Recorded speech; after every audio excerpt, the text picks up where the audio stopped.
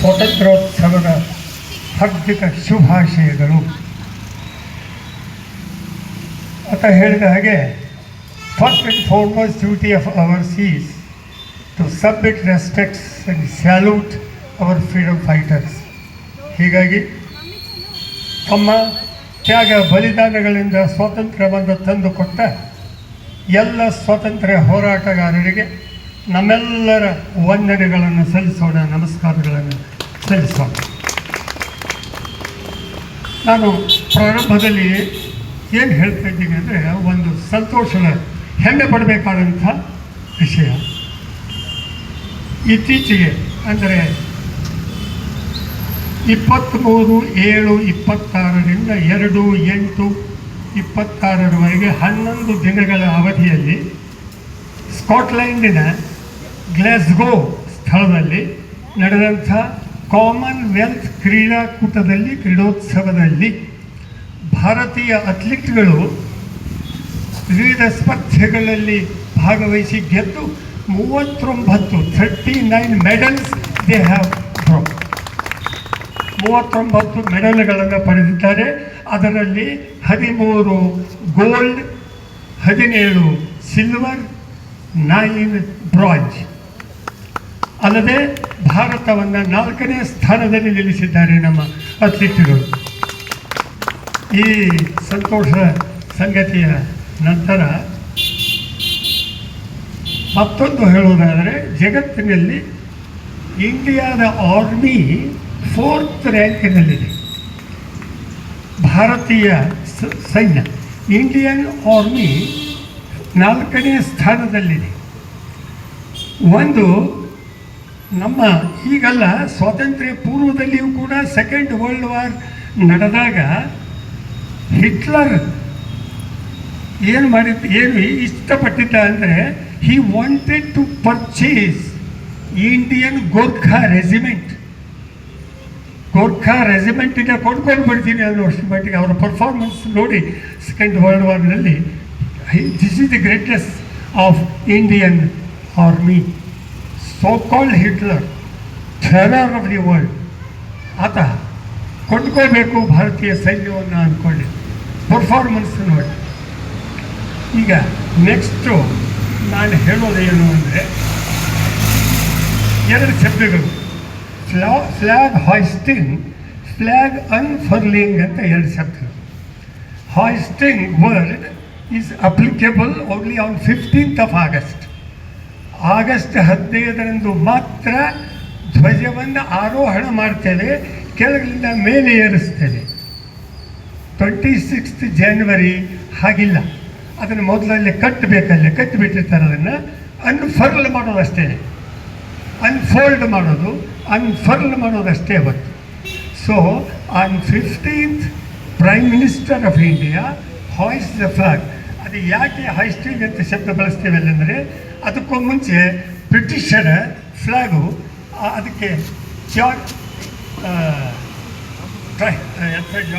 Flag king Jack, union Jack, it was also called as union flag. ಅದನ್ನು 15th midnight 1947 August 14th midnight stroke of midnight 15th Jawaharlal Nehru ಅವರು ಆ ಜಾಗವನ್ನು ಕೆಳಗಿಳಿಸಿ, ಇಂಗ್ಲೀಷನ ಧ್ವಜವನ್ನು ಕೆಳಗಿಳಿಸಿ ನಮ್ಮ ಧ್ವಜವನ್ನು ಏರಿಸಿದರು. ಅದು ಇವತ್ತಿಗೂ ಟ್ರೆಡಿಷನಲಿ ರೆಡ್ ಫೋರ್ಟ್ನಲ್ಲಿ ಪ್ರಧಾನಮಂತ್ರಿಗಳು ಆ ಥರ ಮಾಡ್ತಾರೆ. ಸೊ ಇವತ್ತು ಮಾತ್ರ ಹಾಯ್ಸ್ಟಿಂಗ್ ವರ್ಡ್ ಇಸ್ ಅಪ್ಲಿಕೇಬಲ್. 26 January ನಾವು ಫ್ಲಾಗ್ ಹಾಯ್ಸ್ಟಿಂಗ್ ಅನ್ನು ಕೂಡುದು, ಇಟ್ ಈಸ್ ಅನ್ಫರ್ಲಿಂಗ್ ದ ಫ್ಲಾಗ್. ಅದನ್ನು ಅನಾವರಣ ಮಾಡ್ತಾರೆ. ಅದನ್ನು ಮೊದಲೇ ಕಟ್ಟಿಬಿಟ್ಟಿರ್ತಾರೆ ಮೇಲೆ, ಅದರ ನಂತರದಲ್ಲಿ ಜಗ್ಗಿ ಅನಾವರಣಗೊಳಿಸ್ತಾರೆ ಅದನ್ನು. So please, you may know, you may not know, understand. 26 January unfurl ಮಾಡೋರು ಪ್ರೆಸಿಡೆಂಟ್. ಎಲ್ಲಿ? ಅದು ರೆಡ್ ಫೋರ್ಟ್ನಲ್ಲಿ ಅಲ್ಲ, ಅದಕ್ಕೆ ರಾಜಪಥ್ ಅಲ್ಲಿ, ಅಥವಾ ಈಗ ರಾಜಪಥವನ್ನು ಹೆಸರು ಚೇಂಜ್ ಮಾಡಿ ಕರ್ತವ್ಯ ಪಥ ಅಂತ ಹೆಸರಿಟ್ಟಿದ್ದಾರೆ. ಆ ಕರ್ತವ್ಯ ಪಥ್, ಅವರು ಅರ್ಲಿಯರ್ ರಾಜ್ಪಥ್, ಪ್ರೆಸೆಂಟ್ ಕರ್ತವ್ಯ ಪಥ್, ಅಲ್ಲಿ ಅದೊಂದು ಸ್ಟೇಜ್ ಅರೇಂಜ್ ಮಾಡಿರ್ತಾರೆ. ಅಲ್ಲಿ ರಾಷ್ಟ್ರಪತಿಯವರು ಅನಾವರಣ ಮಾಡ್ತಾರೆ ಧ್ವಜವನ್ನು. ಅದು ದಟ್ ಈಸ್ ಕಾಲ್ಡ್ ಆಗಲಿ ಕಟ್ಟಿ ಬಿಟ್ಟಿರ್ತಾರೆ ಅದನ್ನು, ಕೆಳಗಿಂದ ಮೇಲೆ ಹೋಗಲ್ಲ. That is only on 15th of August by Prime Minister on Red Fort. And on 26th January, President confirms the flag which has been tied to the top of the pole. So ಇದು ವ್ಯತ್ಯಾಸ.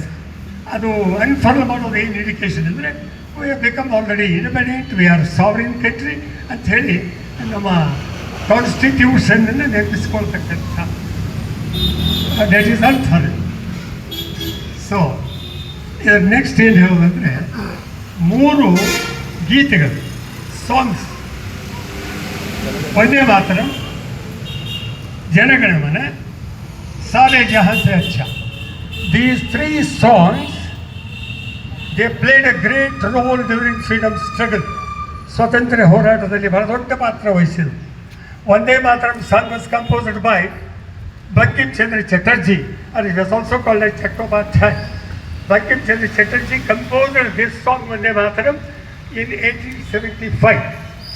Anand Bhatt, he wrote a novel by name Anand Bhatt. It appears there. It has 6 stanzas.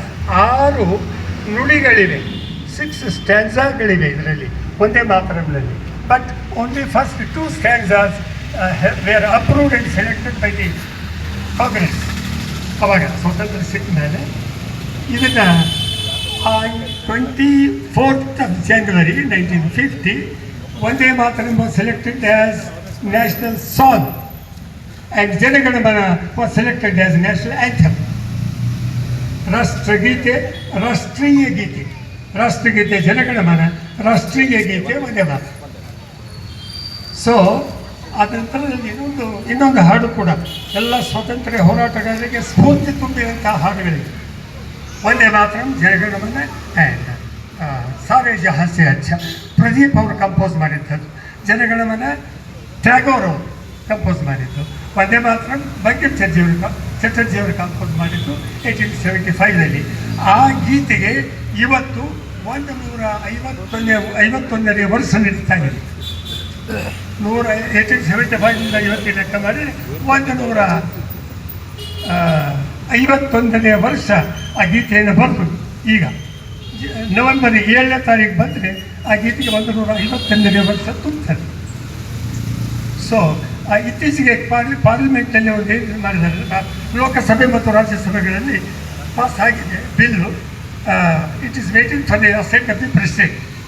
ರಾಷ್ಟ್ರಪತಿ ಹಸ್ತಾಕ್ಷರ ಬಿತ್ತು, signature ಅಂದರೆ ಏನು ಮಾಡಿದ್ದಾರೆ ಅಂದರೆ 6 ಸ್ಟ್ಯಾನ್ಸಾಗಳನ್ನು ಹಾಡಬೇಕು ಎಲ್ಲ ಸರ್ಕಾರಿ ಕಾರ್ಯಕ್ರಮಗಳಲ್ಲಿ, ಇಷ್ಟ ಫಂಕ್ಷನ್ಗಳಲ್ಲಿ. ವಂದೇ ಮಾತರಮ್ಮನ 6 ನುಡಿಗಳನ್ನು, ಸ್ಟ್ಯಾನ್ಸಾಗಳನ್ನು ಹಾಡಬೇಕು ಅನ್ನೋದನ್ನು ಕಂಪಲ್ಸರಿ ಮ್ಯಾಂಡೇಟರಿ ಮಾಡಿ ಒಂದು ಆ್ಯಕ್ಟ್ ಆಗಿಲ್ಲ, ಬಿಲ್ ಇದೆ. ಅದು ಪ್ರೆಸಿಡೆಂಟ್ ಸಿಗ್ನೇಚರ್ ಅಂದರೆ ಆ್ಯಕ್ಟ್ ಆಗಿದೆ. It waiting for president signature. ಅನಂತರ ಒಂದೆರಡು ನಮ್ಮ ಪ್ರಗತಿಗಳೇನು ಅಂತ ನೋಡಿದಾಗ ಸ್ಪೇಸ್ನಲ್ಲಿ ಸಾಕಷ್ಟು ಇಸ್ರೋದಿಂದ ಸಾಕಷ್ಟು ಪ್ರಗತಿಯನ್ನು ಕಾಣ್ತಾ ಇದ್ದೇವೆ ದೇಶದ್ದು.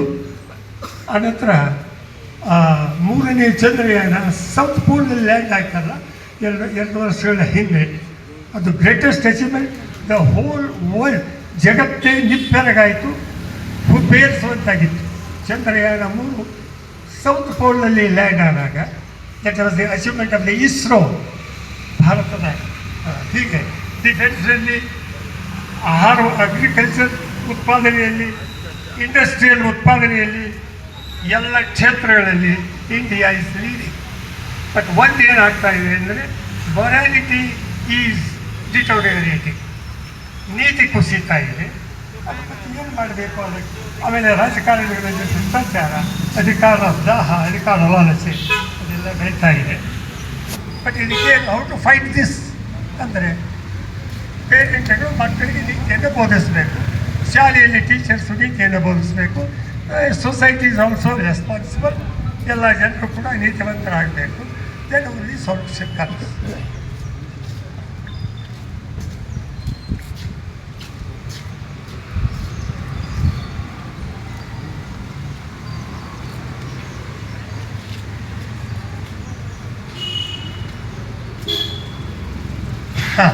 ಅನಂತರ ಈ ಗೀತೆಗೆ ರಾಷ್ಟ್ರಗೀತೆ ಮತ್ತು national song and national anthem ಇವುಗಳಿಗೆ ಅವಮಾನ ಆದರೆ ಯಾರಿದ್ದಾದರೂ ಇಂಡಿವಿಜುವಲಿ ಆ ಗ್ರೂಪ್ ಇನ್ಸಲ್ಟ್ ಆದರೆ 3 ವರ್ಷ ಜೈಲು ಶಿಕ್ಷೆ, ಫೈನ್, ದಂಡ, ಬೋತ್ ಆಲ್ಸೋ ಸಮ್ಟೈಮ್ಸ್. ಇದು ಒಂದು ಇದು ಆಗಿದೆ. ಅದು ನ್ಯಾಷನಲ್ ರಾಷ್ಟ್ರಗೀತೆಗೆ ಅವಮಾನ ಅಂದರೆ ಇದು ಆಗಲಿ ಇದೆ ಎಕ್ಸಿಸ್ಟೆಡ್.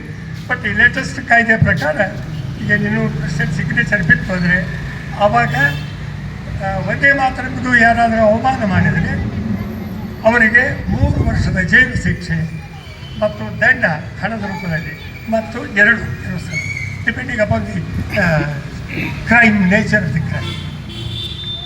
ಹೀಗೆ ಇಷ್ಟೆಲ್ಲ ವಿಷಯಗಳನ್ನು ಹೇಳ್ತಾ ಬಾಲಕ ಭಾಳ ಚೆನ್ನಾಗಿ ಮಾತಾಡಿದ. ಯಂಗ್ ಹೀರೋ ಅಂದ್ರಲ್ಲ, ಚೆನ್ನಾಗಿ ಮಾತಾಡಿದ. ಅವನು ಎಕ್ಸಿಬಿಟೆಡ್ ಹಿಸ್ ಕರೇಜ್. ಈಗ ಬಹುಶಃ ಇವ್ನು ಏನಾಗ್ತಾನೋ ಗೊತ್ತಿಲ್ಲ ಮುಂದೆ. ಭಾಳ ಫ್ಯೂಚರ್ ಅಪ್ಪ, ನಿನಗೆ ಒಳ್ಳೆ ಫ್ಯೂಚರ್ ಇದೆ. ನಮ್ಗೆ ಸ್ವಲ್ಪ ನಮಗೂ ನೆನಪಿಟ್ಕೊ. ನಾಳೆ ನೀನೇನೋ ದೊಡ್ಡ ಹುದ್ದಿಗೆ ಹೋದಾಗ ಹಿಂಗೆ ಮಾಡಬೇಡ, ಇವನ್ನೆಲ್ಲ ನೆನಪಿಟ್ಕೊ. ಇವಾರ ನಿನ್ನ ಹತ್ರ ಸುಭಾಷ್ ಚಂದ್ರ ಬೋಸ್ ಅವರ ಆವೇಶ ಇದೆ.